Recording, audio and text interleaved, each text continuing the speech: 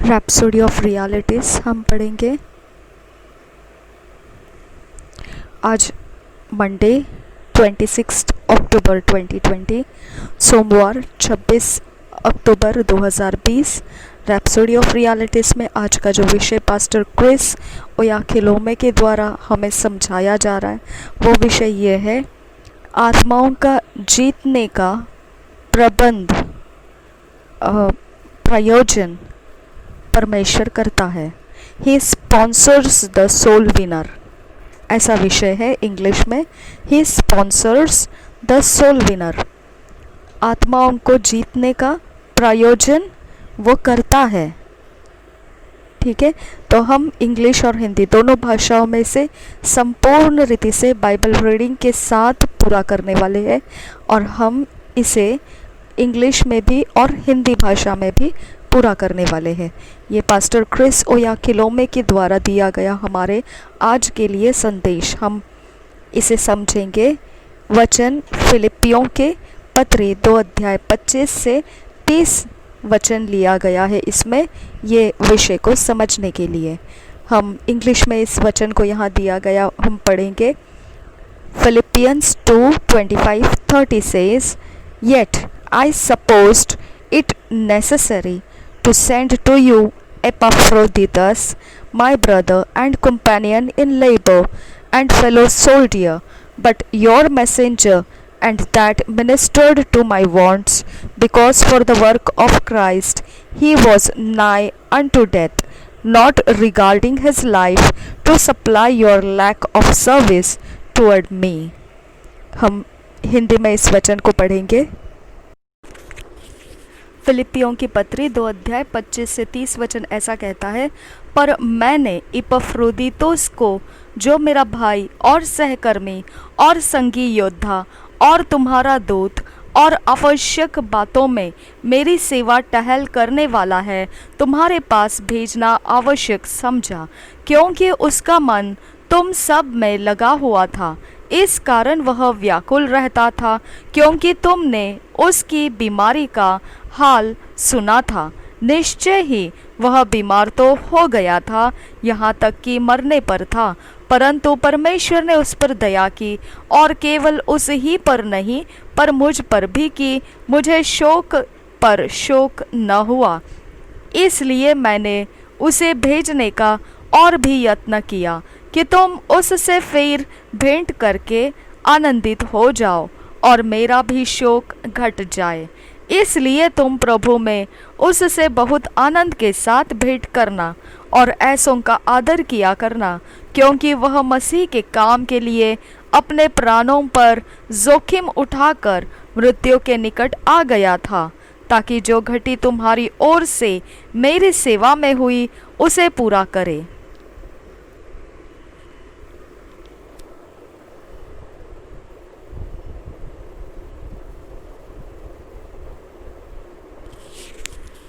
We have a divine commission to take the gospel to the ends of the earth. हम पर ईश्वरीय जिम्मेदारी डाली गई है कि हमने सुसमाचार को जगत के पृथ्वी के छोर तक लेकर जाना है। Jesus said, Go ye into all the world and preach the gospel to every creature. Mark 16:15. Then in Luke 22:35, he asked his disciples something rather remarkable. When I sent you without purse and scrip and shoes, lacked ye anything? And they said, Nothing. मरकुस के 16 अध्याय का 15 वचन ऐसा कहता है, और उसने उनसे कहा, तुम सारे जगत में जाकर सारी सृष्टि के लोगों को सुसमाचार प्रचार करो। उसी तरह से लूका के 22 अध्याय के 35 वचन में उसके बाद ऐसा कहा, फिर उसने उनसे कहा, जब मैंने तुम्हें बटुए और झोली और जूते बिना भेजा था, तो क्या तुमको किसी वस्तु की घटी हुई थी? उन्होंने कहा, किसी वस्तु की नहीं।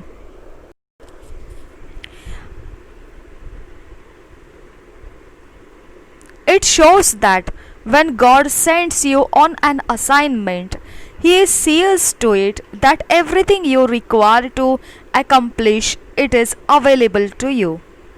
तो आपके लिए ये देखने को मिलता है कि परमेश्वर जब किसी को कोई जिम्मेदारी के काम के साथ सौंपता है, कोई जिम्मेदारी का काम किसी के पास, तो फिर वो यह बात का ध्यान रखता है कि जो कुछ ज़रूरी है उसके लिए, उस जिम्मेदारी का काम पूरा करने के लिए, वह सब कुछ उसके लिए मौजूद हो। All God needs from you is your commitment to the task. और बाकी रह गया सब कुछ जो परमेश्वर चाहता है आपसे, वह तो केवल इतना ही है कि आप समर्पित हो जाए उस काम के लिए जो आपको परमेश्वर ने सौंप दिया है। The soul winner is sponsored by God. आत्माओं को जीतना परमेश्वर का प्रयोजन है। Therefore, be determined that there will be no limit to how far you are willing to go in spreading the gospel around the world. तो यही कारण बनता है कि आपने दृढ़ता के साथ निश्चय में ठहरना है कि आपको किस हद के पार होकर जाना पड़ेगा। यह जो सुसमाचार का फैलाने का काम है, आपके मर्जी की हद तोड़ते हुए, आपको बिना हद रखे, आपको अपनी मर्जी को सौंपते हुए इस काम के लिए जगत में जाते हुए, काम करते हुए, सुसमाचार का फैलाव करते हुए आपको चलना है। यह निश्चित आपके अंदर दृढ़ता के साथ आप ठान लीजिए। As far as God is with you and has made your body His living tabernacle, the gospel won't be limited. जहाँ तक देखा जा सकता है कि परमेश्वर आपके अंदर है और फिर आपके शरीर को उसने जीवित मंदिर बना दिया है, तंबू बना दिया है उसके लिए, तो फिर सुसमाचार को कोई हद बाकी नहीं रहती है। That's the kind of commitment to see in the Apostle Paul, and it's worth emulating. यही तरीके का था समर्पण जो हम अपोस्तल यानी प्रेरित पौलुस में देखते हैं, और वह बिल्कुल ऐसा अनुकरण करने के योग्य है हमारे लिए। He said, "Woe unto me if I don't preach the gospel." 1 Corinthians 9 chapter 16th verse। और उसने पहले कुरिन्थियों के 9 अध्याय के 16 वचन में ऐसा कहा, यदि मैं सुसमाचार सुनाऊं तो मेरे लिए कुछ घमंड की बात नहीं, क्योंकि यह तो मेरे लिए अवश्य है। यदि मैं सुसमाचार न सुनाऊं तो मुझ पर हाय।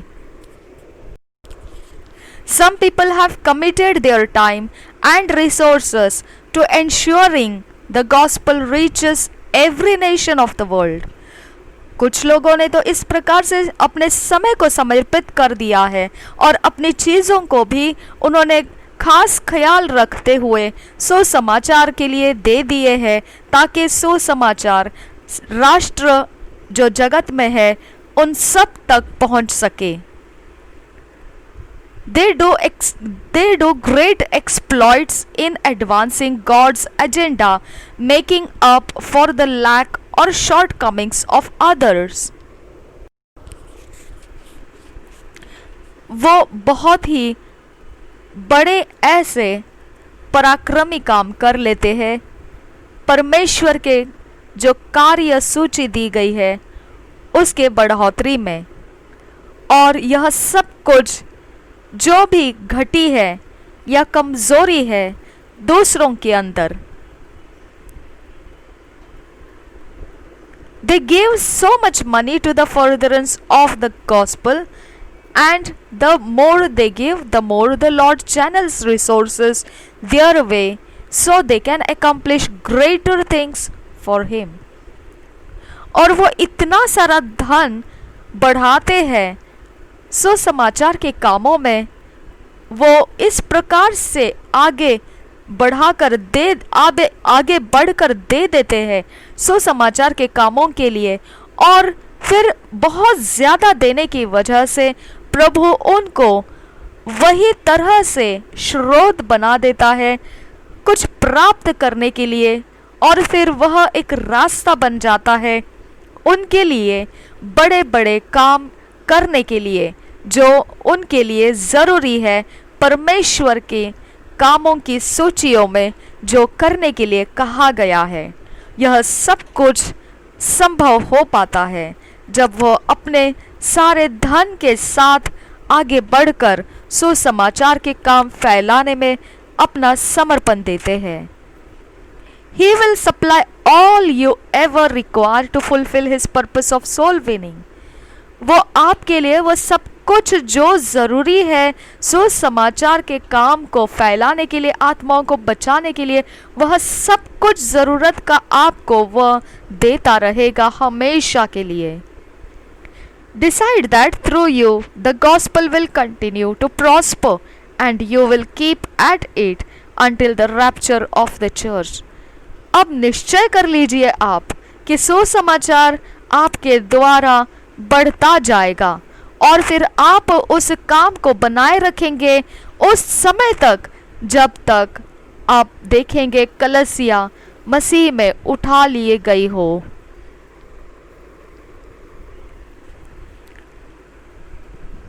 प्रार्थना। हम इंग्लिश में जो बोलना चाहेंगे मेरे पीछे इंग्लिश में दोहरा सकते हैं, और जो हिंदी में दोहराना चाहेंगे वो मेरे पीछे हिंदी में दोहरा सकते हैं। Dear Father, thank you for entrusting me with the gospel and giving me the resources, time, energy and ideas for its quick and unhindered spread around the world. Through me, the knowledge of Christ spreads everywhere.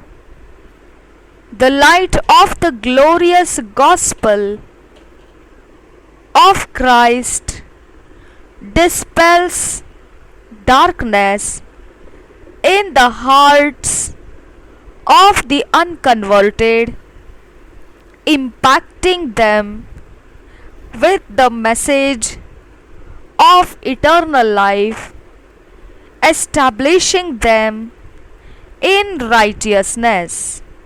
In Jesus' name, Amen. हम इस प्रार्थना को करेंगे हिंदी में। प्यारे पिता, आपने हमारे साथ दोहराना है इस बात को, इस प्रार्थना को ऊंची आवाज़ में। प्यारे पिता, धन्यवाद हो, तूने मुझे सुसमाचार का काम सौंपा। मुझ पर भरोसा करते हुए और मेरे लिए चीज़ों को तूने इस काम के लिए दिया। समय, चीज़ें, ताकत और सोचे जो तुरंत और बेखटके इस सुसमाचार को फैलाने में जगत के संपूर्ण जगहों में मेरे द्वारा मसीह का ज्ञान सब जगह में फैलता है, जो उजियाला महिमामय सुसमाचार जो मसीह का है, वह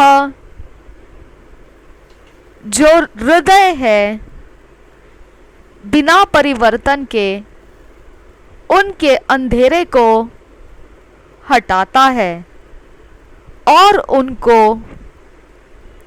इस संदेश के द्वारा जो अनंत का जीवन है प्रभावित करता है और उनको धार्मिकता में स्थिर भी करता है। प्रभु यीशु के नाम से आमीन। आज का जो वचन हमने पढ़ना है वो John 4:34 4th chapter 34 verse, Proverbs 11th chapter 30 verse, Mark 6 chapter 7 to 13। यूहन्ना का सुसमाचार 4था अध्याय 34 वचन, नीति वचन का 11 अध्याय 30 वचन और मरकुस का सुसमाचार 6 अध्याय 7 से 13 वचन। आज हमने इसे किंग जेम्स वर्जन के इंग्लिश बाइबल में से पढ़ेंगे और वही वचनों को हिंदी में DSI बाइबल में से पढ़ेंगे। तो पहले हम इंग्लिश में पढ़ते हैं। John's gospel 4th chapter 34 verse। John's Gospel 4th chapter 34 verse, Jesus said unto them, My meat is to do the will of him that sent me and to finish his work। यूहन्ना का सुसमाचार 4 अध्याय का 34 वचन कहता है, यीशु ने उनसे कहा, मेरा भोजन यह है कि अपने भेजने वाले की इच्छा के अनुसार चलूं और उसका काम पूरा करूं। Proverbs 11th chapter 30 verse, The fruit of the righteous is a tree of life, and he that winneth souls is wise। नीति वचन 11 अध्याय उसका 30 वचन, धर्मी का प्रतिफल जीवन का वृक्ष होता है और बुद्धिमान मनुष्य लोगों के मन को मोह लेता है। Mark 6 chapters 7 to 13 verse, And he called unto him the 12 and began to send them forth by 2 and 2, and gave them power over unclean spirits, and commanded them that they should take nothing for their journey, save a staff only, no scrip, no bread, no money in their purse, but be shod with sandals, and not put on 2 coats। And he said unto them, In what place soever ye enter into an house, there abide till ye depart from that place. And whosoever shall not receive you, nor hear you, when ye depart thence, shake off the dust under your feet for a testimony against them। Verily I say unto you, it shall be more tolerable for Sodom and Gomorrah in the day of judgment than for that city। And they went out and preached that men should repent, and they cast out many devils, and anointed with oil many that were sick, and healed them। मरकुस का सुसमाचार 6 अध्याय 7 वचन से आगे पढ़ेंगे। 12 प्रेरितों का भेजा जाना। 7 वचन से आगे, उसने 12 को अपने पास बुलाया और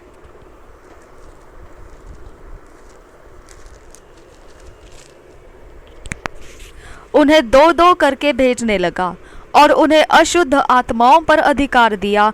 उसने उन्हें आज्ञा दी, मार्ग के लिए लाठी छोड़ और कुछ न लो, न तो रोटी, न झोली, न बटुए में पैसे, परंतु जूतियां पहनो और 2-2 कुर्ते न पहनो और उसने उनसे कहा, जहाँ कहीं तुम किसी घर में उतरो तो जब तक वहां से विदा न हो तब तक उसी घर में ठहरे रहो। जिस स्थान के लोग तुम्हें ग्रहण न करें और तुम्हारी न सुने, वहां से चलते ही अपने तलवों की धूल झाड़ डालो कि उन पर गवाही हो। तब उन्होंने जाकर प्रचार किया कि मन फिराओ, और बहुत से दुष्ट आत्माओं को निकाला और बहुत से बीमारों पर तेल मलकर उन्हें चंगा किया। 1 ईयर बाइबल रीडिंग प्लान, 1 साल का बाइबल रीडिंग प्लान में आज जो अध्याय है, 2 Timothy 2nd chapter 1 to 26 verses, Jeremiah 19th chapter, 20 chapter, 21 chapter, 22 chapter. आज जो 1 साल का बाइबल रीडिंग प्लान में योजना में आज जो वचन है वो 2 तिमोथी का 2 अध्याय का 1 से 26 वचन पढ़ना है, और फिर यरमिया की भविष्यवाणी 19 अध्याय, 20 अध्याय, 21 अध्याय और 22 अध्याय पढ़ना है। हम पहले किंग जेम्स वर्जन में से 2 तिमोथी से शुरू करेंगे, वही फिर हिंदी में BSI बाइबल में हिंदी में पढ़ेंगे। 2 Timothy 1st chapter 1 to 26 verse, यानी ये पूरा 2 Timothy 2nd chapter 1 to 26 verse, यानी ये पूरा अध्याय बन जाता है। हम इसे पढ़ेंगे। Timothy exhorted to constancy and perseverance, ये उसका इंट्रोडक्शन है। फर्स्ट वर्स से पढ़ेंगे। Thou therefore, my son, be strong in the grace that is in Christ Jesus, and the things that thou hast heard of me among many witnesses, the same commit thou to faithful men, who shall be able to teach others also. Thou therefore endure hardness as a good soldier of Jesus Christ. No man that warreth entangleth himself with the affairs of this life, that he may please him who hath chosen him to be a soldier. And if a man also strive for masteries, yet is he not crowned, except he strive lawfully. The husbandman that laboureth must be first partaker of the fruits. Consider what I say, and the Lord gave thee understanding in all things. Remember that Jesus Christ of the seed of David was raised from the dead according to my gospel, wherein I suffer trouble as an evildoer, even unto bonds, but the word of God is not bound. Therefore I endure all things for the elect's sakes, that they may also obtain the salvation which is in Christ Jesus with eternal glory. It is a faithful saying, for if we be dead with him, we shall also live with him. If we suffer, we shall also reign with him. If we deny him, he also will deny us. If we believe not, yet he abideth faithful, he cannot deny himself. Of these things put them in remembrance, charging them before the Lord, that they strive not about words to no profit, but to the subverting of the hearers. Study to shew thyself approved unto God, a workman that needeth not to be ashamed, rightly dividing the word of truth. But shun profane and vain babblings, for they will increase unto more ungodliness, and their word will eat as doeth a canker, of whom he is Hymenaeus and Philetus, who concerning the truth have erred, saying that the resurrection is past already, and overthrow the faith of some. Nevertheless, the foundation of God standeth sure, having this seal, the Lord knoweth them that are his, and let every one that nameth the name of Christ depart from iniquity. But in a great house there are not only vessels of gold and of silver, but also of wood and of earth, and some to honor and some to dishonor. If a man therefore purge himself from this, he shall be a vessel unto honor, sanctified and meet for the master's use, and prepared unto every good work. Flee also youthful lusts, but follow righteousness, faith, charity, peace with them that call on the Lord out of a pure heart. But foolish and unlearned questions avoid, knowing that they do gender strives. And the servant of the Lord must not strive, but be gentle unto all men, apt to teach patient.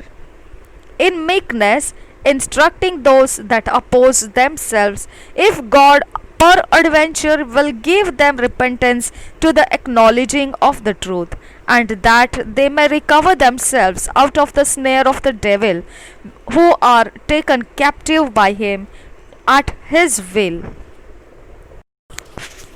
दूसरा तिमोथियुस पहले वचन से हम पढ़ेंगे, दूसरे अध्याय के पहले वचन से हम पढ़ेंगे मसीह यीशु का स्वामी भक्त सैनिक।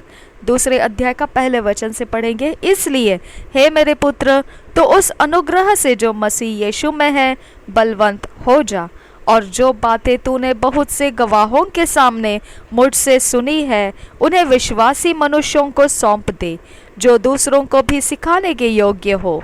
मसीह यीशु के अच्छे योद्धा के समान मेरे साथ दुख उठा। जब कोई योद्धा लड़ाई पर मर जाता है तो इसलिए कि अपने भर्ती करने वाले को प्रसन्न करे, अपने आप को संसार के कामों में नहीं फंसाता। फिर अखाड़े में लड़ने वाला यदि विधि के अनुसार न लड़े तो मुकुट नहीं पाता। 5 वचन से आगे, फिर अखाड़े में लड़ने वाला यदि विधि के अनुसार न लड़े तो मुकुट नहीं पाता। जो किसान परिश्रम करता है फल का अंश पहले उसे मिलना चाहिए। जो मैं कहता हूँ उस पर ध्यान दे, और प्रभु तुझे सब बातों की समझ देगा। यीशु मसीह को स्मरण रख, जो दाऊद के वंश से हुआ और मरे हुओं में से जी उठा, और यह मेरे सुसमाचार के अनुसार है, जिसके लिए मैं कुकर्मी के समान दुख उठाता हूँ, यहाँ तक कि कैद भी हूँ, परंतु परमेश्वर का वचन कैद नहीं। इस कारण मैं चुने हुए लोगों के लिए सब कुछ सहता हूँ, कि वे भी उस उद्धार को जो मसीह यीशु में है अनंत महिमा के साथ पाए। यह बात सच है कि यदि हम उसके साथ मर गए हैं तो उसके साथ जिएंगे भी। यदि हम धीरज से सहते रहेंगे तो उसके साथ राज्य भी करेंगे। यदि हम उसका इनकार करेंगे तो वह भी हमारा इनकार करेगा। यदि हम अविश्वासी भी हो तो भी वह विश्वास योग्य बना रहता है, क्योंकि वह आप अपना इनकार नहीं कर सकता। उत्तम कारीगर। 14 वचन से आगे, इन बातों की सुधि उन्हें दिला और प्रभु के सामने चिता दे कि शब्दों पर तर्क वितर्क न किया करे, जिनसे कुछ लाभ नहीं होता, वरन सुनने वाले बिगड़ जाते हैं। अपने आप को परमेश्वर का ग्रहण योग्य और ऐसा काम करने वाला ठहराने का प्रयत्न कर, जो लज्जित होने न पाए, और जो सत्य के वचन को ठीक रीति से काम में लाता हो। पर अशुद्ध बकवाद से बचा रहे, क्योंकि ऐसे लोग और भी अभक्ति में बढ़ते जाएंगे और उनका वचन सड़े घावों की तरह फैलता जाएगा। हुमिनियोस और फिलेतुस उन्हीं में से है, जो यह कहकर कि पुनरुत्थान हो चुका है सत्य से भटक गए हैं और कितनों के विश्वास को उलट पुलट कर देते हैं। तो भी परमेश्वर की पक्की नींव बनी रहती है और उस पर यह छाप लगी है, प्रभु अपनों को पहचानता है, और जो कोई प्रभु का नाम लेता है वह अधर्म से बचा रहे। बड़े घर में न केवल सोने चांदी ही के पर काठ और मिट्टी के बर्तन भी होते हैं, कोई कोई आदर और कोई कोई अनादर के लिए। यदि कोई अपने आप को इनसे शुद्ध करेगा तो वह आदर का बर्तन और पवित्र ठहरेगा और स्वामी के काम आएगा और हर भले काम के लिए तैयार होगा। जवानी की अभिलाषाओं से भाग, और जो शुद्ध मन से प्रभु का नाम लेते हैं उनके साथ धर्म और विश्वास और प्रेम और मेल मिलाप का पीछा कर, पर मूर्खता और अविद्या के विवादों से अलग रहे, क्योंकि तू जानता है कि इनसे झगड़े उत्पन्न होते हैं। प्रभु के दास को झगड़ालू नहीं होना चाहिए, पर वह सबके साथ कोमल और शिक्षा में निपुण और सहनशील हो। वह विरोधियों को नम्रता से समझाए, क्या जाने परमेश्वर उन्हें मन फिराव का मन दे कि वे भी सत्य को पहचाने और इसके द्वारा उसकी इच्छा पूरी करने के लिए सचेत होकर शैतान के फंदे से छूट जाए। Jeremiah 19th chapter. Under the type of breaking a potter's vessel is foreshadowed the desolation of the Jews. Introduction है ये, और अब पहले वचन से फर्स्ट वर्स से पढ़ेंगे। Thus saith the Lord, go and get a potter's earthen bottle, and take of the ancients of the people, and of the ancients of the priests, and go forth into the valley of the son of Hinnom, which is by the entry of the east gate, and proclaim there the words that I shall tell thee, and say, Hear ye the word of the Lord, O kings of Judah and inhabitants of Jerusalem. Thus saith the Lord of hosts, the God of Israel, Behold, I will bring evil upon this place, the which whosoever heareth his ears shall tingle.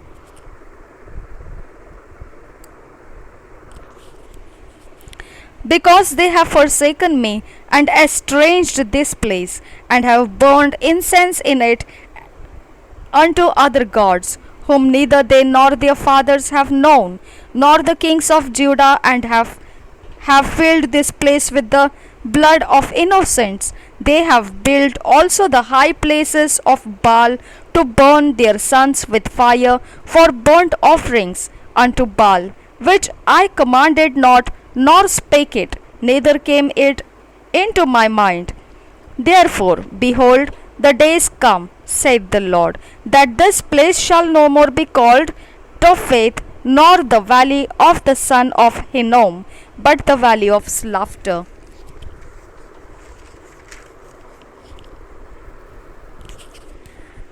Seventh verse से आगे, and I will make void the council of Judah and Jerusalem in this place, and I will cause them to fall by the sword before their enemies, and by the hands of them that seek their lives, and their carcasses will I give to be meat for the fowls of the heaven, and for the beasts of the earth. And I will make this city desolate and an hissing. Every one that passeth thereby shall be astonished and hiss because of all the plagues thereof. And I will cause them to eat the flesh of their sons and the flesh of their daughters, and they shall eat every one the flesh of his friend in the siege and straitness, wherewith their enemies and they that seek their lives shall straiten them. Then shalt thou break the bottle in the sight of the men that go with thee, and shalt say unto them, Thus saith the Lord of hosts, even so will I break this people and this city, as one breaketh a potter's vessel, that cannot be made whole again. And they shall bury them in Topheth, till there be no place to bury. Thus will I do unto this place, saith the Lord, and to the inhabitants thereof, and even make this city as Topheth. And the houses of Jerusalem and the houses of the kings of Judah shall be defiled as the place of Topheth, because of all the houses upon whose roofs they have burned incense unto all the host of heaven, and have poured out drink offerings unto other gods. Then came Jeremiah from Topheth, whither the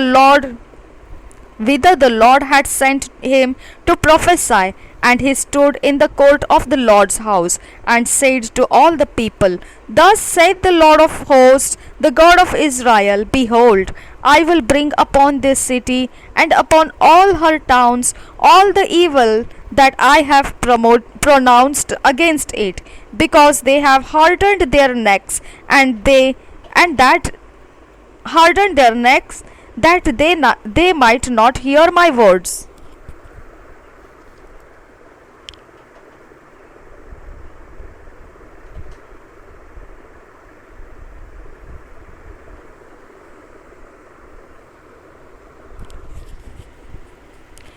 मैं आपको एक बात बताना चाहती हूँ, हम एक pen लेकर बैठना है, ओके। जब हम रीडिंग कर रहे हैं बाइबल को, एक भी वचन खाली जाने नहीं देंगे हम। ये हमारा निश्चय है, डिसीशन है, फैसला है। आपको पेन लेके बैठना है। आप इंग्लिश में इस वचनों को फॉलो कर रहे हैं, आपकी बाइबल को ख़राब मत कीजिए। छोटा कुछ पॉइंटर लगा दीजिए उस वचन के ऊपर जो आपको टच करता है, पता चलता है इसमें से आपसे कुछ मिल रहा है आपको, ठीक है। आपको व्यर्थ जाने नहीं देना है, क्योंकि परमेश्वर का कुछ भी व्यर्थ नहीं रहता है।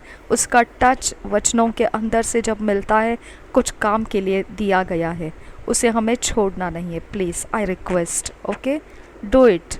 जो मैं कह रही हूँ वैसा कीजिए। अपने साथ एक पेन या पेंसिल या कुछ भी रखो, लेकिन आपकी बाइबल ख़राब मत कीजिए। मार्किंग तो ज़रूर कीजिए, या फिर कहीं तो लिख लीजिए, ओके। प्रभु आपके साथ बना रहे। हम आगे पढ़ेंगे। Chapter 20।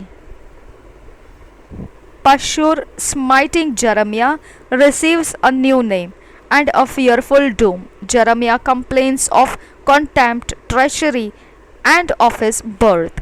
Now Pashur, the son of Immer, the priest, who was also chief governor in the house of the Lord, heard that Jeremiah prophesied these things. Then Pashur smote Jeremiah the prophet and put him in the stocks that were in the high gate of Benjamin, which was by the house of the Lord. And it came to pass on the morrow that Pashur brought forth Jeremiah out of the stocks. Then said Jeremiah unto him, The Lord hath not called thy name Pashur, but Magor Missabib.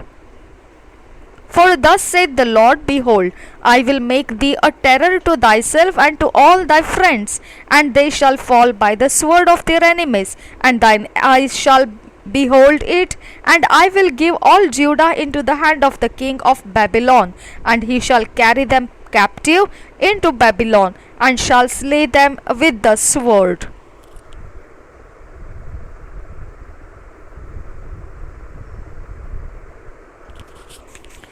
Moreover, I will deliver all the strength of this city, and all the labors thereof, and all the precious things thereof, and all the treasures of the kings of Judah will I give into the hand of their enemies, which shall spoil them, and take them, and carry them to Babylon. And thou, Pashur, and all that dwell in thine house shall go into captivity. And thou shalt come to Babylon, and there thou shalt die, and shalt be buried there, thou and all thy friends to whom thou hast prophesied lies. O Lord, thou hast deceived me, and I was deceived. Thou art stronger than I, and hast prevailed. I am in derision daily, every one mocketh me. For since I spake, I cried out, I cried violence and spoil, because the word of the Lord was made a reproach unto me, and a derision daily. Then I said, I will not make mention of him, nor speak any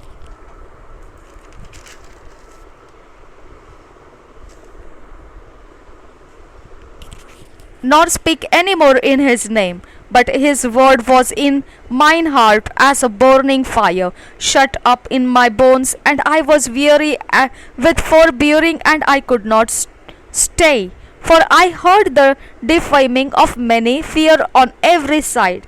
Report, say they, and we will report it.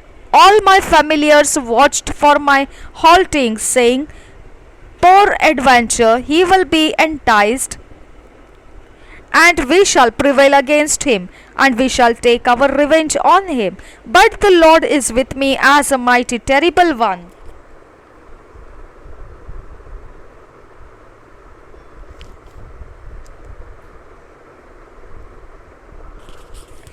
Therefore my persecutors shall stumble, and they shall not prevail. They shall be greatly ashamed, for they shall not prosper. Their everlasting confusion shall never be forgotten. But, O Lord of hosts, that tries the righteous, and seest the reins and the heart. Let me see thy vengeance on them, for unto thee have I opened my cause. Sing unto the Lord, praise ye the Lord, for he hath delivered the soul of the poor from the hand of evildoers. Cursed be the day wherein I was born. Let not the day wherein my mother bare me be blessed. Cursed be the man who brought tidings to my father, saying, a man child is born unto thee, making him very glad. And let that man be as the cities which the Lord overthrew and repented not. And let him hear the cry in the morning and the shouting at noontide, because he slew me not from the womb, or that my mother might have been my grave, and her womb to be always great with me. Wherefore came I forth out of the womb to see labor and sorrow, that my days should be consumed with shame. 21 chapter. Zedekiah inquires the event of Nebuchadnezzar's war, a hard siege foretold. First verse से पढ़ेंगे. The word which came up unto Jeremiah from the Lord when King Zedekiah sent unto him Pashur the son of Melchiah and Zephaniah the son of Messiah the priest, saying, Enquire, I pray thee, of the Lord for us, for Nebuchadnezzar king of Babylon maketh war against us. If so be that the Lord will deal with us according to all his wondrous works, that he may go up from us. Then said Jeremiah unto them, Thus shall ye say to Zedekiah, Thus saith the Lord God of Israel, Behold, I will turn back the weapons of war that are in your hands, wherewith ye fight against the king of Babylon, and against the Chaldeans which besiege you without the walls, and I will assemble them into the midst of this city. And I myself will fight against you with an outstretched hand and with a strong arm, even in anger and in fury and in great wrath. And I will smite the inhabitants of this city, both man and beast. They shall die of a great pestilence. And afterward, saith the Lord, I will deliver Zedekiah king of Judah and his servants and the people and such as are left in this city from the pestilence, from the sword, and from the famine, into the hand of Nebuchadnezzar king of Babylon, and into the hand of their enemies, and into the hand of those that seek their life. And he shall smite them with the edge of the sword. He shall not spare them, neither have pity nor have mercy. And unto this people thou shalt say, Thus saith the Lord, Behold, I set before you the way of life and the way of death. He that abideth in this city shall die by the sword, and by the famine, and by the pestilence. But he that goeth out and falleth to the Chaldeans that besiege you, he shall live, and his life shall be unto him for a prey. For I have set my face against the city for evil, against this city for evil, and not for good, saith the Lord. It shall be given into the hand of the king of Babylon, and he shall burn it with fire. And touching the house of the king of Judah, say, Hear ye the word of the Lord, O house of David. Thus saith the Lord, Execute judgment in the morning, and deliver him that is spoiled out of the hand of the oppressor, lest my fury go out like fire, and burn that none can quench it, because of the evil of your doings.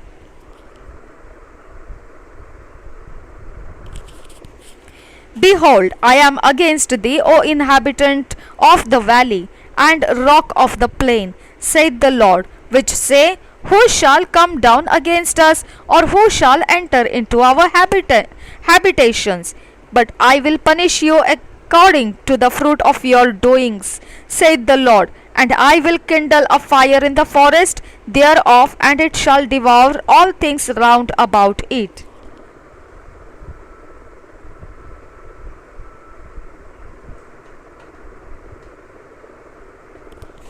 chapter 22 as a Jeremiah chapter 22 continue कर रहे हैं हम. 19, 20, 21 complete हो गया, हम 22 को शुरू कर रहे हैं. Exhortation is to repentance, the judgment of Shalom, of Jehoiakim and of Coniah. Introduction था ये. अब पहले वर्स से पढ़ेंगे. Thus saith the Lord, go down to the house of the king of Judah, and speak there this word, and say, Hear the word of the Lord, O king of Judah, that sittest upon the throne of David, thou and thy servants, and thy people that enter in by these gates. That saith the Lord, Execute ye judgment and righteousness, and deliver the spoiled out of the hand of the oppressor, and do no wrong, do no violence to the stranger and fatherless, nor the widow, neither shed innocent blood in this place. For if ye do this thing indeed, then shall there enter in by the gates of this house kings sitting upon the throne of David, riding in chariots and on horses, he and his servants and his people. But if ye will not hear these words, I swear by myself, saith the Lord, that this house shall become a desolation. For thus saith the Lord unto the king's house of Judah, Thou art Gilead unto me, and the head of Lebanon, yet surely I will make thee a wilderness, and cities which are not inhabited. And I will prepare destroyers against thee, every one with his weapons, and they shall cut down thy choice cedars, and cast them into the fire. And many nations shall pass by this city, and they shall say, every man to his neighbor, Wherefore hath the Lord done thus unto this great city? Then they shall answer, Because they have forsaken the covenant of the Lord their God, and worshipped other gods, and served them. Weep ye not for the dead, neither bemoan him, but weep sore for him that goeth away, for he shall return no more, nor see his native country. For thus saith the Lord touching Shalom, the son of Josiah king of Judah, which reigned instead of Josiah his father, which went forth out of this place, he shall not return thither any more, but he shall die in the place whither they have led him captive, and shall see this land no more. Woe unto him that buildeth his house by unrighteousness, and his chambers by wrong, that useth his neighbour's service without wages, and giveth him not for his work. Thus saith, I will build me a wide house and large chambers, and cutteth him out windows, and it is sealed with cedar and painted with vermilion. Shalt thou reign, because thou closest thyself in cedar? Did not thy father eat and drink, and do judgment and justice, and then it was well with him? He judged the cause of the poor and needy, then it was well with him. Was not this to know me? saith the Lord. But thine eyes and thine heart are not but for thy covetousness, and for to shed innocent blood, and for oppression and for violence to do it. Therefore thus saith the Lord concerning Jehoiakim, the son of Josiah, king of Judah, They shall not lament for him, saying, Ah, my brother, or Ah, my sister, or Ah, sister. They shall not lament for him, saying, Ah, Lord, or Ah, his glory. He shall be buried with the burial of an ass, drawn and cast forth beyond the gates of Jerusalem. Go up to Lebanon and cry, and lift up thy voice in Bashan, and cry from the passages, for all thy lovers are destroyed. I spake unto thee in thy prosperity, but thou sayest, I will not hear. This hath been thy manner from thy youth, that thou obeyest not my voice. The wind shall eat up all thy pastors, and thy lovers shall go into captivity. Surely then shalt thou be ashamed and confounded for all thy wickedness, O inhabitant of Lebanon, that makest thy nest in the cedars. How gracious shalt thou be when pangs come upon thee, the pain as of a woman in travail. As I live, saith the Lord, though Coniah the son of Jehoiakim, king of Judah, were the signet upon my right hand, yet would I pluck thee thence, and I will give thee into the hand of them that seek thy life, and into the hand of them whose face thou fearest, even into the hand of Nebuchadnezzar, king of Babylon, and into the hand of the Chaldeans. And I will cast thee out and thy mother that bare thee into another country, where ye were not born, and there shall ye die. But to the land whereunto they desire to return, thither shall they not return. Is this man Coniah a despised broken idol? Is he a vessel wherein is no pleasure? Wherefore are they cast out, he and his seed, and are cast into a land which they know not? O earth, earth, earth, hear the word of the Lord. Thus saith the Lord, write ye this man childless, a man that shall not prosper in his days, for no man of his seed shall prosper, sitting upon the throne of David, and ruling any more in Judah. यिर्मयाह की भविष्यवाणी 19 अध्याय पहले वचन से पढ़ेंगे। टूटी सुराही का उदाहरण। यहोवा ने यो कहा, तू जाकर कुम्हार से मिट्टी की बनाई हुई एक सुराही मोल ले, और प्रजा के कुछ पुरनियों में से और याजकों में से भी कुछ प्राचीनों को साथ लेकर हिन्नोमियों की तराई की ओर से हिन्नोमियों की तराई की ओर उस फाटक के निकट चला जा जहाँ ठिकरे फेंक दिए जाते हैं, और जो वचन मैं कहूँ उसे वहाँ प्रचार कर। तू यह कहना, हे यहूदा के राजाओं और यरूशलेम के सब निवासियों, यहोवा का वचन सुनो। इस्राएल का परमेश्वर सेनाओं का यहोवा यो कहता है, इस स्थान पर मैं ऐसी विपत्ति डालने पर हूँ कि जो कोई उसका समाचार सुने उस पर सन्नाटा छा जाएगा, क्योंकि यहाँ के लोगों ने मुझे त्याग दिया और इस स्थान में दूसरे देवताओं के लिए, जिनको न तो वे जानते हैं और न उनके पुरखा या यहूदा के पुराने राजा जानते थे, धूप जलाया है और इसको पराया कर दिया है, और उन्होंने इस स्थान को निर्दोषों के लहू से भर दिया और बाल की पूजा के ऊंचे स्थानों को बनाकर अपने बाल बच्चों को बाल के लिए होम कर दिया।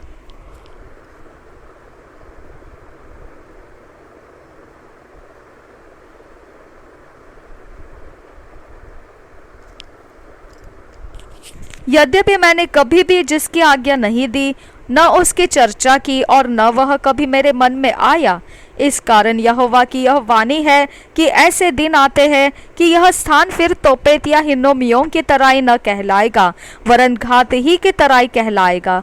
मैं इस स्थान में यहूदा और यरूशलेम की युक्तियों को निष्फल कर दूंगा, और उन्हें उनके प्राणों के शत्रुओं के हाथ की तलवार चलवा कर गिरा दूंगा। उनके शवों को मैं आकाश के पक्षियों और भूमि के जीव जंतुओं का आहार कर दूंगा। मैं इस नगर को ऐसा उजाड़ दूंगा कि लोग इसे देखकर डरेंगे। जो कोई इसके पास से होकर जाए वह इसकी सब विपत्तियों के कारण चकित होगा और घबराएगा, और घिर जाने और सकेती के समय जिसमें उनके प्राण के शत्रु उन्हें डाल देंगे, मैं उनके बेटे बेटियों का मांस उन्हें खिलाऊंगा और एक दूसरे को का भी मांस खिलाऊंगा। तब तो उस सुराही को उन मनुष्यों के सामने तोड़ देना जो तेरे संग जाएंगे, और उनसे कहना, सेनाओं का यहोवा यो कहता है कि जिस प्रकार यह मिट्टी का बर्तन जो टूट गया कि फिर बनाया न जा सके, इसी प्रकार मैं इस देश के लोगों को और इस नगर को तोड़ डालूंगा। तोपेत नामक तराई में इतनी कब्रें होंगी कि कब्र के लिए स्थान न रहेगा। यहोवा की यह वाणी है कि मैं इस स्थान और इसके रहने वालों के साथ ऐसा ही काम करूंगा। मैं इस नगर को तोपेत के समान बना दूंगा। यरूशलेम के घर और यहूदा के राजाओं के भवन, जिनकी छतों पर आकाश की सारी सेना के लिए धूप जलाया गया और अन्य देवताओं के लिए तपावन दिया गया है, वे सब तोपेत के समान अशुद्ध हो जाएंगे। तब यिर्मयाह तोपेत से लौटकर जहां यहोवा ने उसे भविष्यवाणी करने को भेजा था, यहोवा के भवन के आंगन में खड़ा हुआ और सब लोगों से कहने लगा, इस्राएल का परमेश्वर सेनाओं का यहोवा यूं कहता है, देखो, सब गांवों समेत इस नगर पर वह सारी विपत्ति डालना चाहता है जो मैंने इस पर लाने को कहा है, क्योंकि उन्होंने हठ करके मेरे वचन को नहीं माना है। 20 अध्याय का पहले वचन से पढ़ेंगे।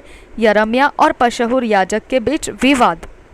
जब यिर्मयाह यह भविष्यवाणी कर रहा था, तब इम्मेर के पुत्र पशहूर ने, जो याजक और यहोवा के भवन का प्रधान रखवाला था, वह सब सुना। तब पशहूर ने यिर्मयाह भविष्यद्वक्ता को मारा और उसे उस काठ में जकड़ दिया जो यहोवा के भवन के ऊपर बिन्यामीन के फाटक के पास है। सवेरे जब पशहूर ने यिर्मयाह को काठ में से निकलवाया, तब यिर्मयाह ने उससे कहा, यहोवा ने तेरा नाम पशहूर नहीं मरगो मिस्साबीब रखा है, क्योंकि यहोवा ने यो कहा है, देख, मैं तुझे तेरे लिए और तेरे सब मित्रों के लिए भी भय का कारण ठहराऊंगा। वे अपने शत्रुओं की तलवार से तेरे देखते ही वध किए जाएंगे। मैं सब यहूदियों को बेबीलोन के राजा के वश में कर दूंगा। वह उनको बंदी बनाकर बेबीलोन में ले जाएगा और तलवार से मार डालेगा। फिर मैं इस नगर के सारे धन को और इसमें की कमाई और सब अनमोल वस्तुओं को और यहूदा के राजाओं का जितना रखा हुआ धन है, उस सब को उनके शत्रुओं के वश में कर दूंगा और वे उसको लूट कर अपना कर लेंगे और बेबीलोन में ले जाएंगे। और हे पशहूर, तो उन सब समेत जो तेरे घर में रहते हैं बंधुआई में चला जाएगा, अपने उन मित्रों समेत जिनसे तूने झूठी भविष्यवाणी की, तो बेबीलोन में जाएगा और वही मरेगा और वही तुझे और उन्हें भी मिट्टी दी जाएगी। यिर्मयाह की परमेश्वर से शिकायत। हे यहोवा, तूने मुझे धोखा दिया और मैंने धोखा खाया। तू मुझसे बलवंत है, इस कारण तू मुझ पर प्रबल हो गया।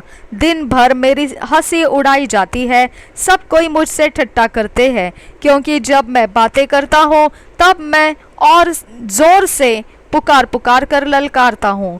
उपद्रव और उत्पात हुआ, हाँ उत्पात, क्योंकि यहोवा का वचन दिन भर मेरे लिए निंदा और ठट्ठा का कारण होता रहता है।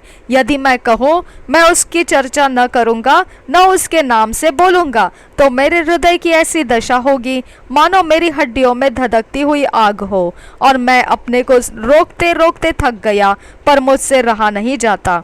मैंने बहुतों के मुँह से अपनी निंदा सुनी है, चारों ओर भय ही भय है। मेरी जान पहचान के सब जो मेरे ठोकर खाने की बाट जोते हैं, वे कहते हैं, उसके दोष बताओ, तब हम उनकी चर्चा फैला देंगे। कदाचित वह धोखा खाए तो हम उस पर प्रबल होकर उससे बदला लेंगे, परंतु यहोवा मेरे साथ है, वह भयंकर वीर के समान है।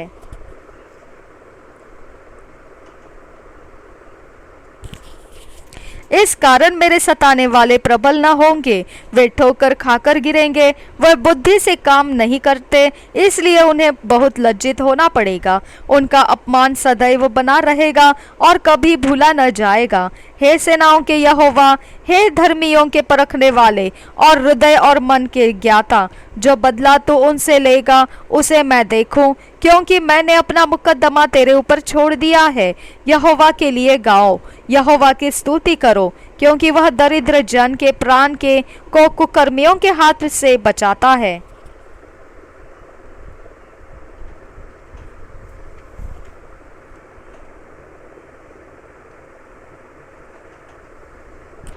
श्रापित हो वह दिन जिसमें मैं उत्पन्न हुआ, जिस दिन मेरी माता ने मुझको जन्म दिया, वह धन्य न हो। श्रापित हो वह जन जिसने मेरे पिता को यह समाचार देकर उसको बहुत आनंदित किया कि तेरा लड़का उत्पन्न हुआ है। उस जन की दिशा उन नगरों की सी हो जिन्हें यहोवा ने बिन दया ढा दिया। उसे सवेरे तो चिल्लाहट और दोपहर का युद्ध की ललकार सुनाई दिया करे।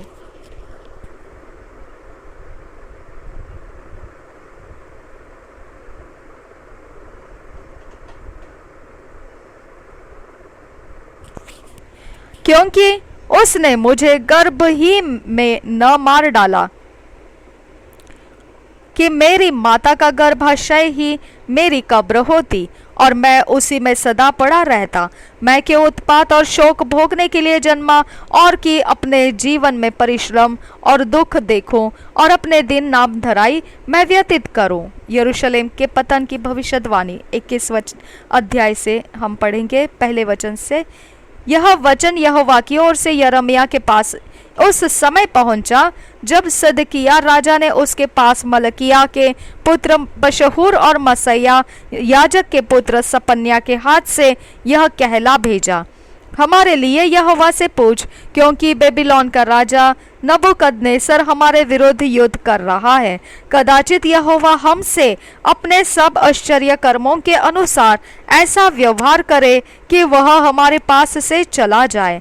तब यिर्मयाह ने उनसे कहा, तुम सिदकिय्याह से यो कहो, इस्राएल का परमेश्वर यहोवा यो कहता है, देखो युद्ध के जो हथियार तुम्हारे हाथों में हैं, जिनसे तुम बेबीलोन के राजा और शहरपनाह के बाहर घेरने वाले कसदियों से लड़ रहे हो, उनको मैं लौटाकर इस नगर के बीच में इकट्ठा करूंगा और मैं स्वयं हाथ बढ़ाकर और बलवंत भुजा से और क्रोध और जलजलाहट और बड़े क्रोध में आकर तुम्हारे विरुद्ध लड़ूंगा। मैं इस नगर के रहने वालों को, क्या मनुष्य क्या पशु, सबको मार डालूंगा। वे बड़ी मरी से मरेंगे। उसके बाद यहोवा की यह वाणी है, हे यहूदा के राजा सिदकिय्याह, मैं तुझे, तेरे कर्मचारियों और लोगों को, वरन जो लोग इस नगर में मरी, तलवार और महंगी से बचे रहेंगे, उनको बेबीलोन के राजा नबूकदनेस्सर और उनके प्राण के शत्रुओं के वश में कर दूंगा। वह उनको तलवार से मार डालेगा। उन पर न तो वह तरस खाएगा, न कुछ कोमलता दिखाएगा, न कुछ दया करेगा। इस प्रजा के लोगों से कहे कि यहोवा यों कहता है, देखो मैं तुम्हारे सामने जीवन का मार्ग और मृत्यु का मार्ग भी बताता हूँ। जो कोई इस नगर में रहे वह तलवार, महंगी और मरी से मरेगा, परंतु जो कोई निकलकर उन कसदियों के पास जो तुमको घेर रहे हैं भाग जाए, वह जीवित रहेगा और उसका प्राण बचेगा। क्योंकि यहोवा की यह वाणी है कि मैंने इस नगर की ओर अपना मुख भलाई के लिए नहीं वरन बुराई ही के लिए किया है। यह बेबीलोन के राजा के वश में पड़ जाएगा और वह इसको फुकवा देगा। यहूदा के राजवंश पर दंड। 11 वचन से आगे। यहूदा के राजकुल के लोगों से कहे, यहोवा का वचन सुनो। हे दाऊद के घराने, यहोवा यों कहता है, भोर को न्याय चुकाओ और लूटे हुए को अंधेर करने वाले के हाथ से छुड़ाओ, नहीं तो तुम्हारे बुरे कामों के कारण मेरे क्रोध की आग भड़केगी और ऐसी जलती रहेगी कि कोई उसे बुझा न सकेगा। हे तराई में रहने वालों और समथर देश की चट्टान, तुम जो कहते हो हम पर कौन चढ़ाई कर सकेगा और हमारे वास स्थान में कौन प्रवेश कर सकेगा, यहोवा यो कहता है कि मैं तुम्हारे विरुद्ध हूँ और यहोवा की वाणी है कि मैं तुम्हें दंड देकर तुम्हारे कामों का फल तुम्हें भुगताऊंगा। मैं उसके वन में आग लगाऊंगा और उसके चारों ओर सब कुछ भस्म हो जाएगा। यहूदा के राजवंश के लिए यिर्मयाह का संदेश। यहोवा ने यो कहा, यहूदा के राजा के भवन में उतरकर यह वचन कहे, हे दाऊद की गद्दी पर विराजमान यहूदा के राजा, तू अपने कर्मचारियों और अपनी प्रजा के लोगों समेत जो इन फाटकों से आया करते हैं, यहोवा का वचन सुन।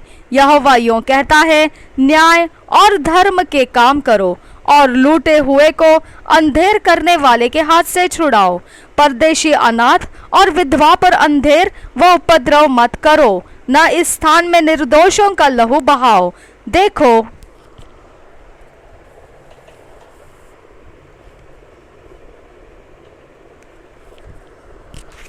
यदि तुम ऐसा करोगे तो इस भवन के फाटकों से होकर दाऊद की गद्दी पर विराजमान राजा रथों और घोड़ों पर चढ़े हुए अपने अपने कर्मचारियों और प्रजा समेत प्रवेश किया करेंगे। परंतु यदि तुम इन बातों को न मानो तो मैं अपने ही सौगंध खाकर कहता हूँ,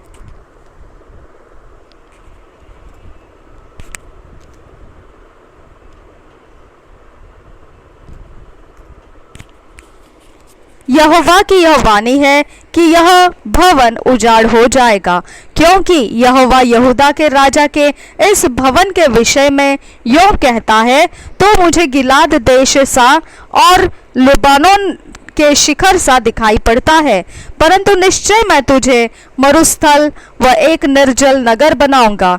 मैं नाश करने वालों को हथियार देकर तेरे विरुद्ध भेजूंगा। वे तेरे सुंदर देवदारों को काटकर आग में झोंक देंगे।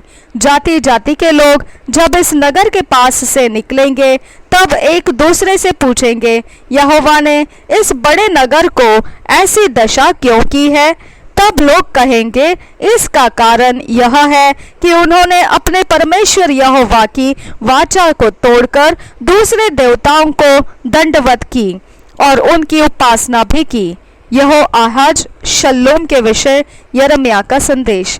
मरे हुए 10 वचन से आगे, मरे हुए के लिए मत रो, उसके लिए विलाप मत करो, उसी के लिए फूट फूट कर रोवो जो परदेश चला गया है, क्योंकि वह लौटकर अपनी जन्मभूमि को फिर कभी देखने न पाएगा।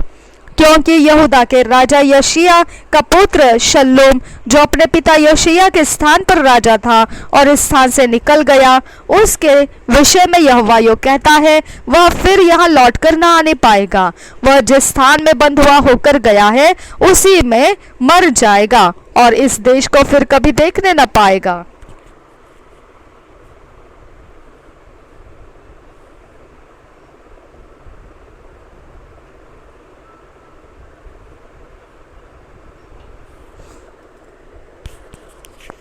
यहोयाकीम के विषय यिर्मयाह का संदेश। 13 वचन से आगे, उस पर हाय जो अपने घर को अधर्म से और अपनी उपरौठी कोठरियों को अन्याय से बनवाता है, जो अपने पड़ोसी से बेगारी में काम कराता है और उसकी मजदूरी नहीं देता। वह कहता है, मैं अपने लिए लंबा चौड़ा घर और हवादार ऊपरी कोठरी बना लूंगा, और वह खिड़कियां बनाकर उन्हें देवदार की लकड़ी से पाट लेता है और सिंदूर से रंग देता है। तू जो देवदार की लकड़ी का अभिलाषी है, क्या इस रीति से तेरा राज्य स्थिर रहेगा? देख, तेरा पिता न्याय और धर्म के काम करता था और वह खाता पीता और सुख से भी रहता था। वह इस कारण सुख से रहता था क्योंकि वह दीन और दरिद्र लोगों का न्याय चुकाता था। क्या यही मेरा ज्ञान रखना नहीं है? यहोवा की यह वाणी है।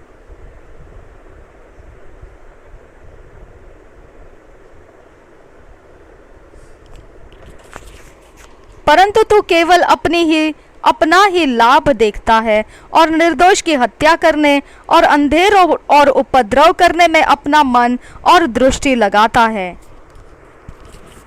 इसलिए योशिय्याह के पुत्र यहूदा के राजा यहोयाकीम के विषय में यहोवा यूँ कहता है, जैसे लोग इस रीति से कहकर रोते हैं, हाय मेरे भाई, हाय मेरी बहन, इस प्रकार कोई हाय मेरे प्रभु, हाय तेरा वैभव कहकर उसके लिए विलाप न करेगा, वरन उसको गदहे के समान मिट्टी दी जाएगी। वह घसीट कर यरूशलेम के फाटकों के बाहर फेंक दिया जाएगा। यरूशलेम के विषय यिर्मयाह का संदेश। 20 वचन से आगे, लबानोन पर चढ़कर हाय हाय कर, तब बाशान जाकर ऊंचे स्वर से चिल्ला, फिर अबारीम पहाड़ पर जाकर हाय हाय कर, क्योंकि तेरे सब मित्र नष्ट हो गए हैं। तेरे सुख के समय मैंने तुझको चिताया था, परंतु तूने कहा, मैं तेरी न सुनूंगा। युवावस्था ही से तेरी चाल ऐसी है कि तू मेरी बात नहीं सुनती। तेरे सब चरवाहे वायु से उड़ाए जाएंगे और तेरे मित्र बंधुआई में चले जाएंगे। निश्चय तो उस समय अपनी सारी बुराइयों के कारण लज्जित होगी और तेरा मुंह काला हो जाएगा। हे लबानोन की रहने वाली, हे देवदार में अपना घोंसला बनाने वाली, जब तुझको जच्चा के से पीड़ा उठे तब तो व्याकुल हो जाएगी। यहोयाकीम को परमेश्वर का दंड। 24 वचन से आगे, यहोवा की यह वाणी है, मेरे जीवन की सौगंध, चाहे यहोयाकीम का पुत्र यहूदा का राजा कोनैया मेरे दाहिने हाथ की अंगूठी भी होता तो भी मैं उसे उतार फेंकता। मैं तुझे तेरे प्राण के खोजियों के हाथ और जिनसे तू डरता है उनके अर्थात बेबीलोन के राजा नबूकदनेस्सर और कसदियों के हाथ में कर दूंगा। मैं तुझे तेरी जननी समेत एक पराये देश में जो तुम्हारी जन्मभूमि नहीं है फेंक दूंगा और तुम वहीं मर जाओगे। परंतु जिस देश में वे लौटने की बड़ी लालसा करते हैं वहां कभी लौटने न पाएंगे। क्या यह पुरुष कोन्या तुच्छ और टूटा हुआ बर्तन है? क्या यह निकम्मा बर्तन है? फिर वह वंश समेत अनजाने देश में क्यों निकाल कर फेंक दिया जाएगा? हे पृथ्वी पृथ्वी, हे पृथ्वी, यहोवा का वचन सुन। यहोवा यो कहता है, इस पुरुष को निर्वंश लिखो, उसका जीवन काल कुशल से न बीतेगा और न उसके वंश में से कोई भाग्यवान होकर दाऊद की गद्दी पर विराजमान या यहूदियों पर प्रभुता करने वाला होगा। 2 साल के बाइबल रीडिंग प्लान में 2 years Bible reading plan, Hebrews 13 chapter 1 to 25 verse, Ezekiel 25 chapter 26 chapter। 2 साल के बाइबल रीडिंग प्लान में इब्रानी के पत्री 13 अध्याय 1 से 25 वचन, यहेजकियल की भविष्यवाणी 25 अध्याय और 26 अध्याय। हम इंग्लिश में किंग जेम्स वर्शन से पढ़ेंगे और यही हम हिंदी में BSI बाइबल से पढ़ेंगे। Hebrews 13 chapter 1 to 25 verse। Hebrews 13 chapter 1 to 25 verse। Exhortations to various duties। First verse से पढ़ेंगे, Let brotherly love continue। Be not forgetful to entertain strangers, for thereby some have entertained angels unawares। Remember them that are in bonds, as bound with them, and them which suffer adversity, as being yourselves in the body। Thank you, Jesus।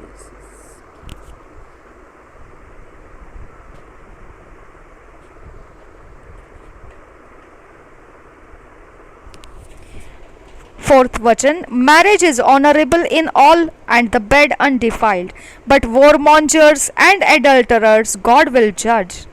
Let your conversation be without covetousness, and be content with such things as ye have, for he hath said, He will never leave thee nor forsake thee। So that we may boldly say, The Lord is my helper, and I will not fear what man shall do unto me। Remember them which have the rule over you, who have spoken unto you the word of God, whose faith follow, considering the end of their conversation। Jesus Christ the same yesterday and today and forever। Be not carried about with diverse and strange doctrines, for it is a good thing that the heart be established with grace, not with meats, which have not profited them that have been occupied therein। We have an altar whereof they have no right to eat, which serveth the tabernacle। For the bodies of those beasts whose blood is brought into the sanctuary by the high priest for sin are burned without the camp।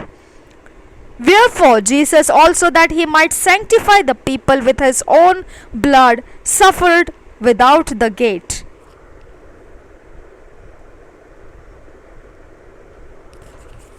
Let us go forth therefore unto him without the camp, bearing his reproach। For here have we no continuing city, but we seek one to come। By him therefore let us offer the sacrifice of praise to God continually, that is the fruit of our lips, giving thanks to his name। But to do good and to communicate forget not, for with such sacrifices God is well pleased। Obey them that have the rule over you, and submit yourselves, for they watch for your souls, as they that must give account, that they may do it with joy and not with grief, for that is unprofitable for you.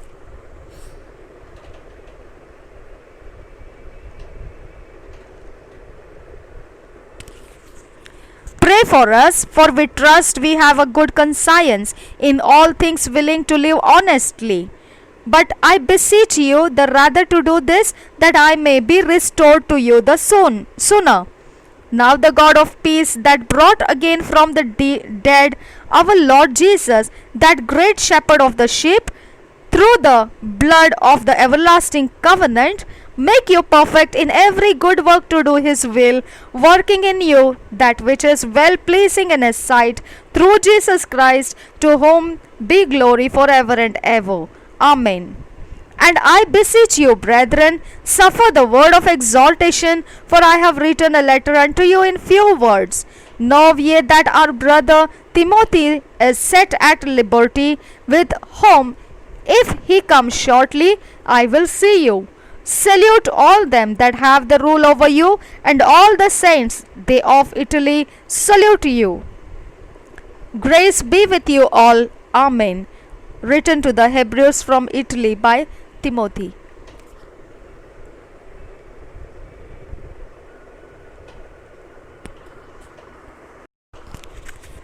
इब्रानी 13 अध्याय 1 वचन से 25 वचन तक पढ़ेंगे।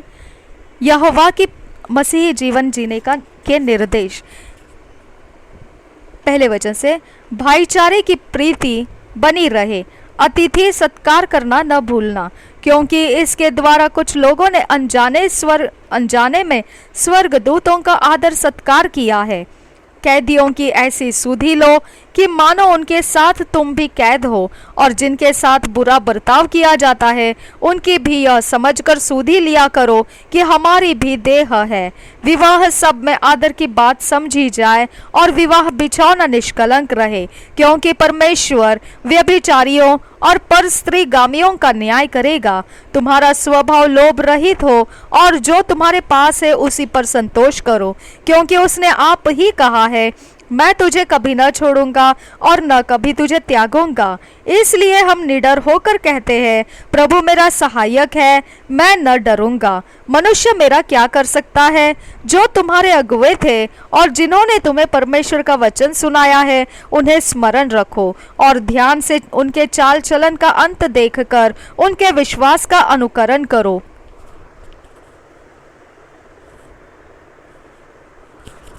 यीशु मसीह कल और आज और युगानुयुग एक सा है।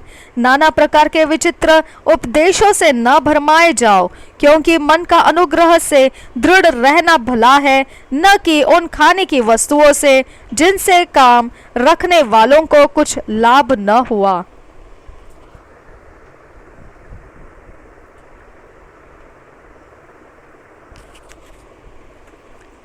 हमारी एक ऐसी वेदी है जिस पर से खाने का अधिकार उन लोगों को नहीं जो तंबू की सेवा करते हैं।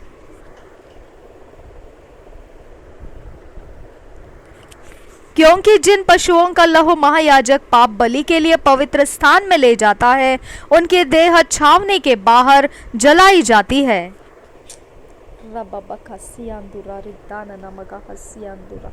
Thank you Jesus.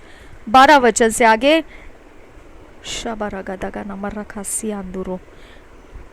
इसी कारण यीशु ने भी लोगों को अपने ही लहू के द्वारा पवित्र करने के लिए फाटक के बाहर दुख उठाया। Thank you Jesus. इसलिए आओ, उसकी निंदा अपने ऊपर लिए हुए छावनी के बाहर उसके पास निकल चले।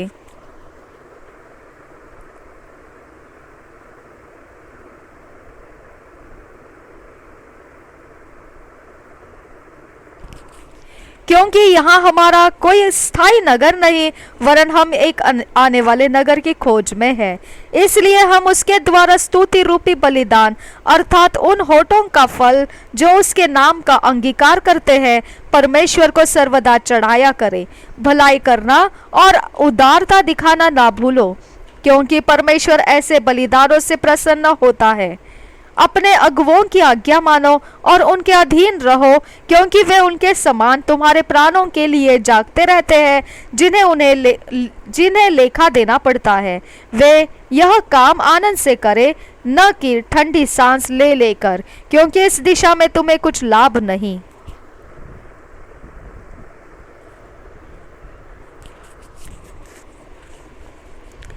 इस दशा में तुम्हें कुछ लाभ नहीं। 18 वचन से आगे, हमारे लिए प्रार्थना करते रहो, क्योंकि हमें भरोसा है कि हमारा विवेक शुद्ध है और हम सब बातों में अच्छी चाल चलना चाहते हैं। प्रार्थना करने के लिए मैं और भी समझाता हूँ कि मैं शीघ्र तुम्हारे पास फिर आ सकूं। अब शक्तिदाता परमेश्वर, जो हमारे प्रभु यीशु को, जो भेड़ों का महान रखवाला है, सनातन वाचा के लहू के गुण से मरे हुओं में से जिलाकर ले आया, तुम्हें हर एक भली बात में सिद्ध करे, जिससे तुम उसकी इच्छा पूरी करो, और जो कुछ उसको भाता है उसे यीशु मसीह के द्वारा हम में उत्पन्न करे। उसी की महिमा युगानुयुग होती रहे। आमीन। हे भाइयों, मैं तुमसे विनती करता हूँ कि इस उपदेश की बातों को सह लो, क्योंकि मैंने तुम्हें बहुत संक्षेप में लिखा है। तुम्हें यह ज्ञात हो कि तीमुथियुस हमारा भाई छूट गया है, और यदि वह शीघ्र आ गया तो मैं उसके साथ तुमसे भेंट करूंगा। अपने सब अगुवों और सब पवित्र लोगों को नमस्कार कहो। इटली वाले तुम्हें नमस्कार कहते हैं। तुम सब पर अनुग्रह होता रहे। आमीन।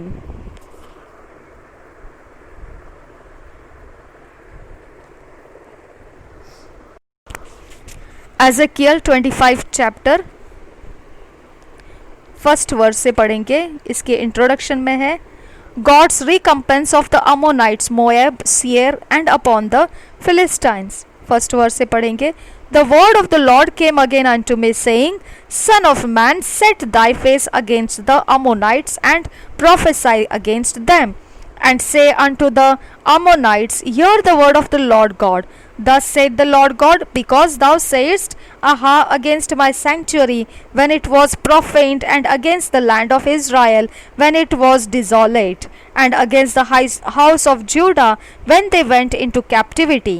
Behold, therefore, I will deliver thee to the men of the east for a possession, and they shall set their palaces in thee, and make their dwellings in thee. They shall eat thy fruit, and they shall drink thy milk. And I will make Rabbah a stable for camels, and Ammonites a couching place for flocks. And ye shall know that I am the Lord. For thus saith the Lord God, because thou hast clapped thine hands, and stamped with the feet, and rejoiced in heart with all thy despite against the land of Israel. Behold, therefore I will stretch out mine hand upon thee, and will deliver thee for a spoil to the heathen, and I will cut thee off from the people, and I will cause thee to perish out of the countries. I will destroy thee, and thou shalt know that I am the Lord. Thus saith the Lord God, because that Moab and Seir do say, Behold, the house of Judah is like unto all the heathen. Therefore, behold, I will open the side of Moab from the cities, from his cities which are on his frontiers, the glory of the country, Beth Jesh, Emoth, Baal-Meon, and Kiriathaim, unto the men of the east with the Ammonites, and will give them in possession, that the Ammonites may not be remembered among the nations. And I will execute judgments upon Moab, and they shall know that I am the Lord. Thus saith the Lord God, because that Edom hath dealt against the house of Judah by taking vengeance, and hath greatly offended, and revenged himself upon them. Therefore thus saith the Lord God, I will also stretch out mine hand upon Edom, and will cut off man and beast from it, and I will make it desolate from Teman, and they of Dedan shall fall by the sword. And I will lay my vengeance upon Edom by the hand of my people Israel, and they shall do in Edom according to mine anger, and according to my fury. and they shall know my vengeance, saith the Lord God. Thus saith the Lord God, because the Philistines have dealt by revenge, and have taken vengeance with a despiteful heart, to destroy it for the old hatred. Therefore, thus saith the Lord God, behold, I will stretch out mine hand upon the Philistines, and I will cut off the Cherethims, and destroy the remnant of the sea coast. And I will execute great vengeance upon them with furious rebukes, and they shall know that I am the Lord, when I shall lay my vengeance upon them. Chapter 26, Judgment of Tyrus by Nebuchadnezzar. First verse से पढ़ेंगे. And it came to pass in the 11th year, in the first day of the month, that the word of the Lord came unto me, saying, Son of man, because that Tyrus hath said against Jerusalem, Aha, she is broken that was the gates of the people. She is turned unto me, I shall be replenished. Now she is laid waste. Therefore thus saith the Lord God, Behold, I am against thee, O Tyrus, and will cause many nations to come up against thee, as the sea causeth his waves to come up. And they shall destroy the vales of Tyrus, and break down her towers. I will also scrape her dust from her, and make her like the top of a rock. It shall be a place for the spreading of nets in the midst of the sea, for I have spoken it, saith the Lord God, and it shall become a spoil to the nations. And her daughters which are in the field shall be slain by the sword, and they shall know that I am the Lord. For thus saith the Lord God, Behold, I will bring upon Tyrus Nebuchadnezzar, king of Babylon, a king of kings, from the north, with horses, and with chariots, and with horsemen, and companies, and with much people. He shall slay with the sword thy daughters in the field, and he shall make a fort against thee, and cast a mount against thee, and lift up the buckler against thee. And he shall set engines of war against thy walls, and with his axes he shall break down thy towers. By reason of the abundance of his horses, their dust shall cover thee. Thy walls shall shake at the noise of the horsemen, and of the wheels, and of the chariots, when he shall enter into thy gates, as men enter into a city wherein is made a bridge. With the hoofs of his horses shall he tread down all thy streets. He shall slay thy people by the sword, and thy strong garrisons shall go down to the ground. And they shall make a spoil of thy riches, and make a prey of thy merchandise, and they shall break down thy walls, and destroy thy pleasant houses, and they shall lay thy stones, and thy timber, and thy dust in the midst of the water. And I will cause the noise of thy songs to cease, and the sound of thy harps shall be no more heard, and I will make thee like the top of a rock. Thou shalt be a place to spread nets upon, thou shalt be built no more. For I, the Lord, have spoken it, saith the Lord God. Thus saith the Lord God to Tyrus, Shall not the isles shake at the sound of thy fall, when the wounded cry, when the laughter is made in the midst of thee?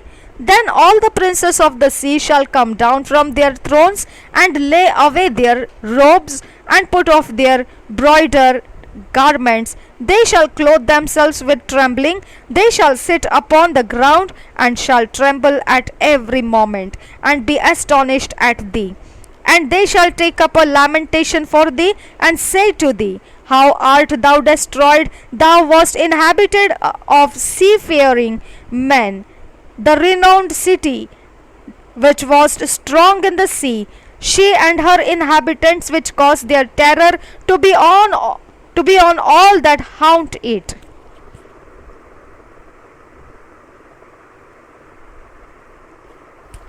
Now shall the isles tremble in the day of thy fall. Yea, the isles that are in the sea shall be troubled at thy departure. For thus saith the Lord God, when I shall make thee a desolate city, like the cities that are not inhabited, when I shall bring up the deep upon them, upon thee, and great waters shall cover thee, when I shall bring thee down with them that descend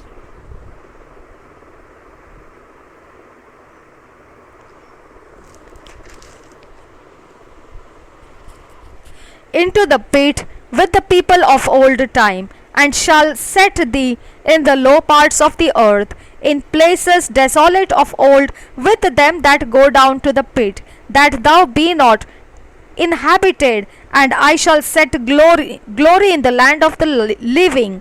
I will make thee a terror, and thou shalt be no more. Though thou Though thou be sought for, yet shalt thou never be found again, saith the Lord God. यह हिजकिय्याह की भविष्यवाणी 25 अध्याय। अम्मोन के विरुद्ध भविष्यवाणी। यहोवा का यह वचन मेरे पास पहुंचा, हे मनुष्य के संतान, अम्मोनियों की ओर मुँह करके उनके विषय में भविष्यवाणी कर।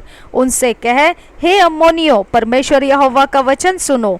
परमेश्वर यहोवा यो कहता है कि तुमने जो मेरे पवित्र स्थान के विषय जब वह अपवित्र किया गया, और इस्राएल के देश के विषय जब वह उजड़ गया, और यहूदा के घराने के विषय जब वे बंधुआई में गए, आहा आहा कहा, इस कारण देखो, मैं तुझको पूर्व देश के लोगों के अधिकार में करने पर हूँ, और वे तेरे बीच अपनी छावनियाँ डालेंगे और अपने घर बनाएंगे। वे तेरे फल खाएंगे और तेरा दूध पिएंगे। मैं रब्बा नगर को ऊँटों के रहने और अम्मोनियों के देश की भेड़ बकरियों के बैठने का स्थान कर दूंगा।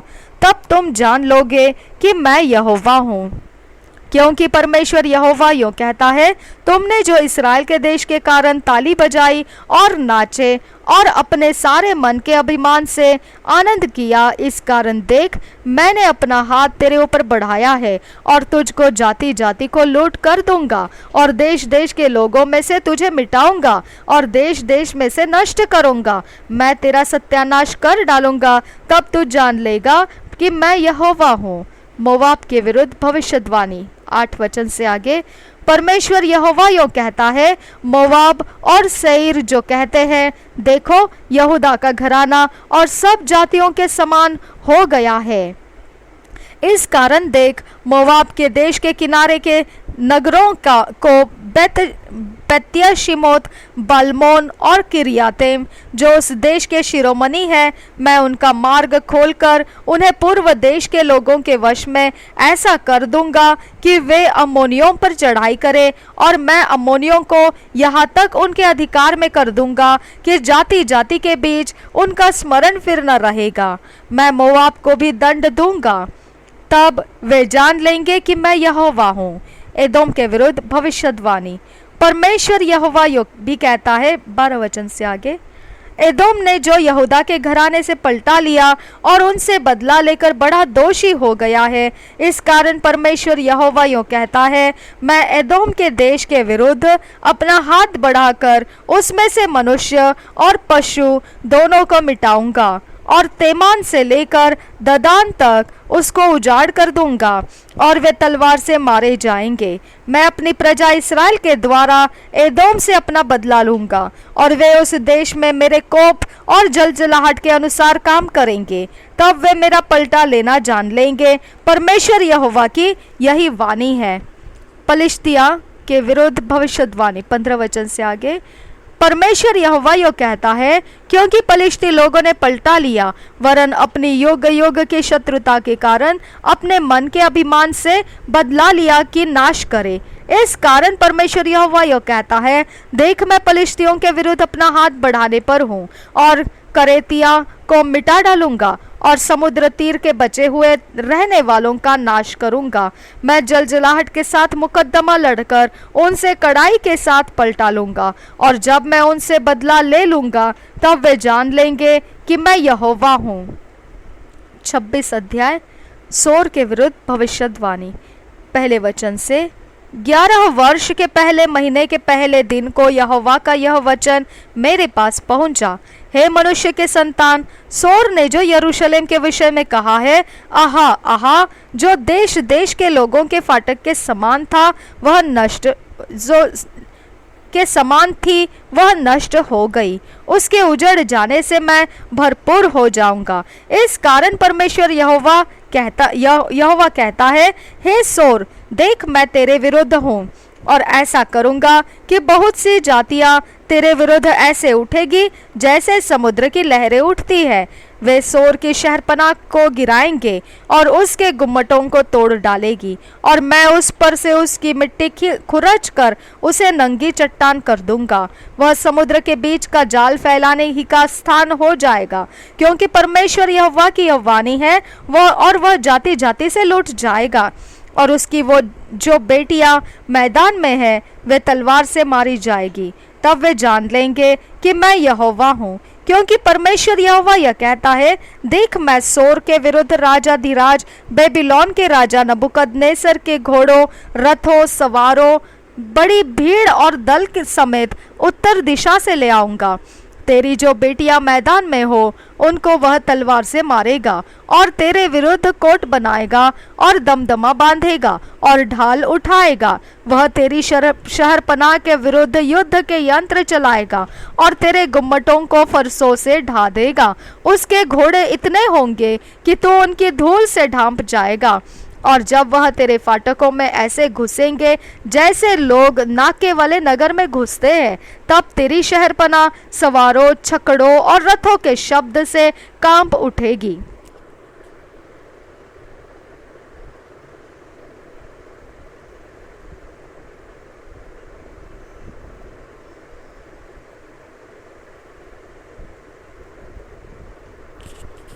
ग्यारह वचन आगे, वह अपने घोड़ों की टापों से तेरी सब सड़कों को रौंद डालेगा और तेरे निवासियों को तलवार से मार डालेगा, और तेरा बल के खंभे भूमि पर गिराए जाएंगे।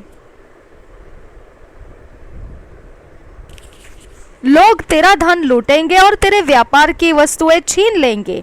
वे तेरी शहरपनाह ढा देंगे और तेरे मनभाव घर तोड़ डालेंगे। तेरे पत्थर और काट और तेरी धूल वे जल में फेंक देंगे। मैं तेरे गीतों का सुरताल बंद करूंगा और तेरी वीणाओं की ध्वनि फिर सुनाई न देगी। मैं तुझे नंगी चट्टान कर दूंगा, तू जाल फैलाने ही का स्थान हो जाएगा और फिर बसाया न जाएगा, क्योंकि मुझ यहोवा ही ने यह कहा है। परमेश्वर यहोवा की यह वाणी है। परमेश्वर यहोवा सोर से यो कहता है, तेरे गिरने के शब्द से जब घायल लोग कराहेंगे और तुझ में घात ही घात होगा, तब क्या टापू न कांप उठेंगे। तब समुद्र तटीय देशों के बीच प्रधान लोग अपने अपने सिंहासन पर से उतरेंगे और अपने बागे और बुटेदार वस्त्र उतारकर थरथराहट के वस्त्र पहनेंगे और भूमि पर बैठकर क्षण क्षण में कांपेंगे और तेरे कारण विस्मित रहेंगे। वे तेरे विषय में विलाप का गीत बनाकर तुझसे कहेंगे, हाय मल्लाहों की बसाई हुई, हाय सराही हुई नगरी जो समुद्र के बीच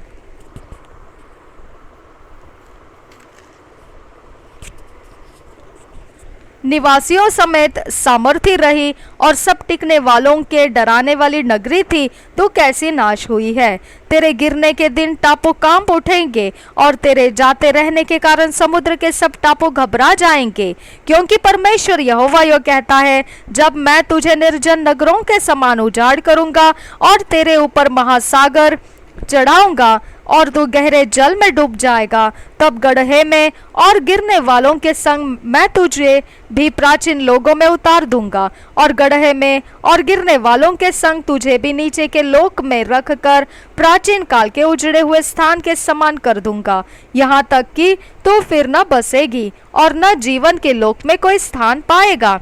मैं तुझे घबराने का कारण करूंगा और तो भविष्य में फिर न रहेगा, वरन ढूंढने पर भी तेरा पता न लगेगा। परमेश्वर यहोवा की यही वाणी है।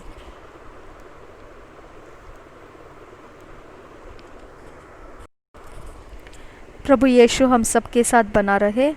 आमीन, आमीन, आमीन।